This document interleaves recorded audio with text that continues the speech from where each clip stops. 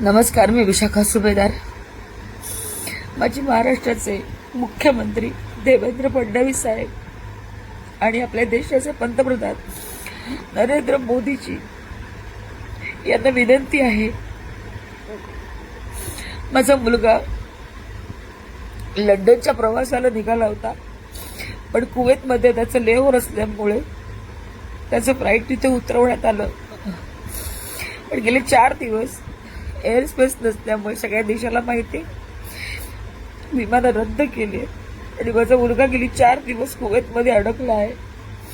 आणि आता तिथली परिस्थिती गंभीर होत चालली. आपण बातम्यांमध्ये पाहतोय, तो स्वतः तिथे अनुभवतोय. अनेक ड्रोन हल्ले तिथे होत आहेत. आता त्याला एका हॉटेलमध्ये एअरलाईन सर्व्हिसेसनी त्याची व्यवस्था केलेली आहे. इंडियन एम्बेसीनी कुवेतमध्ये असलेले त्यांनी तिथे व्यवस्था केलेली आहे.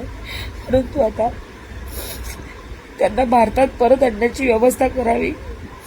जसं दुबईच्या लोकांना परत आणलं गेलं तसंच कुवेतमध्ये सुद्धा आपले भारतीय अडकले, त्यांना परत आणण्याची व्यवस्था करावी अशी माझी त्यांना कळकळीची विनंती आहे.